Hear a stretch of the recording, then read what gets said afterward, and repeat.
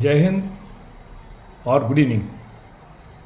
इससे पहले 25 मार्च वाले जो लास्ट वीडियो में मैंने इस सुप्रीम कोर्ट जजमेंट का विश्लेषण देते हुए अंत में ये बताया था कि कैसे जो सरकार ने सुप्रीम कोर्ट में कैलकुलेशनें पेश की हैं वो काफ़ी गलत हैं। तो उसी चीज़ को लेकर मुझे छोटा वीडियो बनाना पड़ा, क्योंकि 30 मार्च को जो एक ट्वीट दिया है जनरल सतवीर साहब ने, उनके ट्वीट से जो कैलकुलेशनें लेकर कई सारे जो यूट्यूब चैनल हैं वो उसको गलत तरीके से पेश कर रहे हैं। क्योंकि वो कैलकुलेशनें मैंने की हैं, इसलिए मैंने उचित समझा कि मैं उनको खुद एक्सप्लेन करूं। तो इसमें जो पहला एस्पेक्ट या पहलू है वो है जो फैक्टर ऑफ फिक्सेशन है 7th पे कमीशन का, जो कि 2.57 है। तो उसको मैंने वर्बली पहले समझाया था, लेकिन अब मैं उसको चार्ट के माध्यम से समझा रहा हूँ। तो ऐसा प्रतीत होता है कि शायद नया पे कमीशन आने से पे या पेंशन जो मिलती थी वो 257% हो गई है, जो कि सरासर गलत है। तो इसके केवल ये मायने हैं कि जो बेसिक पे या बेसिक पेंशन जो 31 दिसंबर 15 को कोई पेंशनर ले रहा था वो बढ़कर 257% हो गई।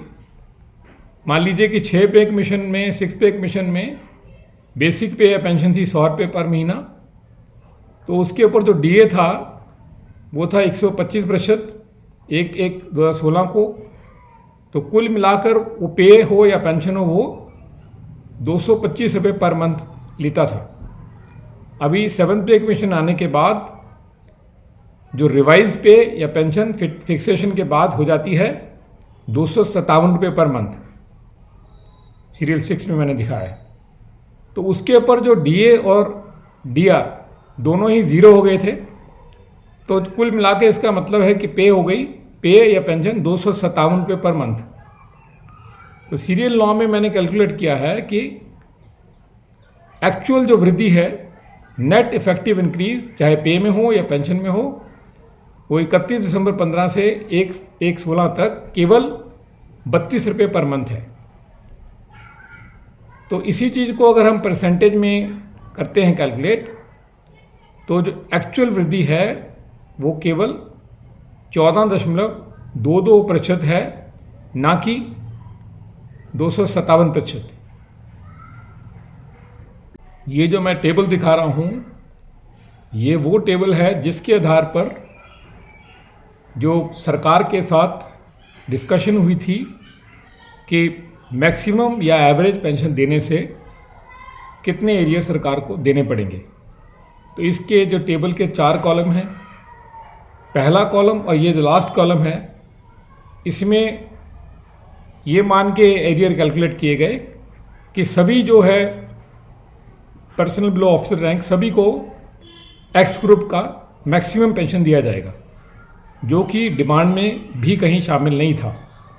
डिमांड यही थी कि जो एक्स ग्रुप वाले हैं उनको एक्स का और वाई ग्रुप वालों को वाई का पेंशन दिया जाए। तो ये जो एक्स टू एक्स और वाई टू वाई वाले हैं, ये इस टेबल के बीच वाले कॉलम में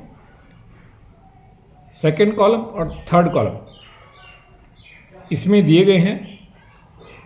तो जो एवरेज जो मिनिमम पेंशन के आधार पे वो था खर्चा 5,387.67 करोड़, तीसरा कॉलम। और यदि मैक्सिमम 2013 की पेंशन दी जाती तो खर्चा कैलकुलेट किया गया था 8,298.48 करोड़। तो इस बात को जो मैं अगले जो चार्ट में मैंने बनाया है तुलना के लिए, उसमें इस बात को मैं क्लैरिफाई करूँ। जो टेबल है इसमें मैंने जो सरकार ने कोर्ट में कैलकुलेशनें पेश की हैं कि यदि एवरेज पेंशन 2013 के बजाय मैक्सिमम पेंशन देना पड़ता तो कुल 2021 के अंत तक कितने एरियर बनते हैं। तो जो पहला चीज़ मैंने पिछले चार्ट में दिखाया था कि एक्स टू एक्स और वाई टू वाई में 5,387.67 करोड़ जो फिगर ए है, और उसके बाद जो जजमेंट में दिया गया इसी का फिगर वो थोड़ा ज़्यादा है, वो है 7,123.38 करोड़। तो जो ज़्यादा फिगर है वो 32% ज़्यादा है। और जो मैक्सिमम का फिगर जो दिया था पिछले टेबल में वो था 8,298.48 करोड़। तो इस फिगर को मैक्सिमम को अगर हम 32.22% से बढ़ा दें तो फिगर आता है 10,972.25 करोड़। तो इसका मतलब ये हुआ कि यदि 2013 के औसत के बजाय मैक्सिमम पेंशन देना पड़ता तो उसका पर साल का प्रभाव पड़ता 3,848.87 करोड़।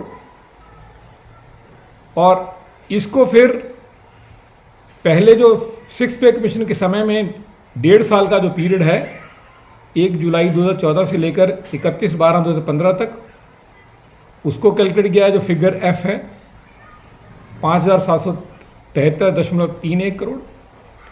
और जो 7 पे कमीशन जब शुरू हुआ 1/16 से, तो उसमें जो मैंने पिछली बार समझाया कि इसमें जो एरियर में अभी बढ़ोतरी होगी पर साल वो केवल 14.22% होगी, जो कि आती है पर वर्ष 4,396.18 करोड़।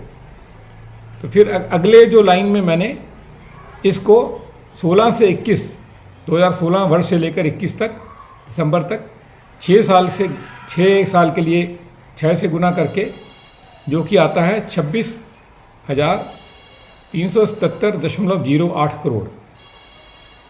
और उसके बाद जो डियरनेस रिलीफ इसके ऊपर 2016 के बाद वाला है, उसको सरकार के जो फार्मूला दिया है उससे मैंने कैलकुलेट किया है, जो कि आता है 3,033.36 करोड़।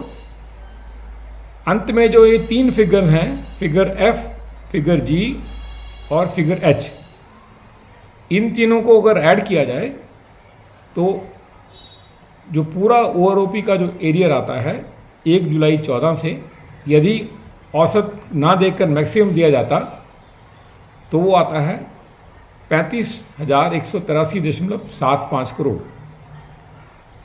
और जो सरकार ने इस जो यहाँ पर जो 7th पे कमीशन में लाने के लिए इस चीज़ को उन्होंने 257% मान लिया, जिसकी वजह से उनके जो फिगर्स हैं वो बढ़ के 1,45,339.34 करोड़ बनते हैं।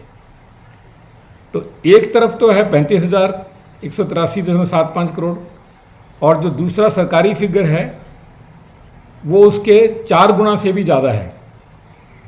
और दोनों के जो अंतर है वो एक है 1,10,155.59 करोड़।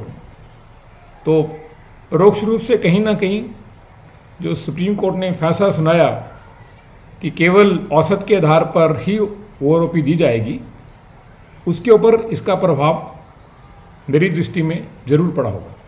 तो कई सारे जो यूट्यूब चैनल हैं वो मेरे द्वारा की गई कैलकुलेशनों को ठीक ना समझने के कारण ठीक तरीके से वो इसको गलत तरीके से पेश कर रहे हैं।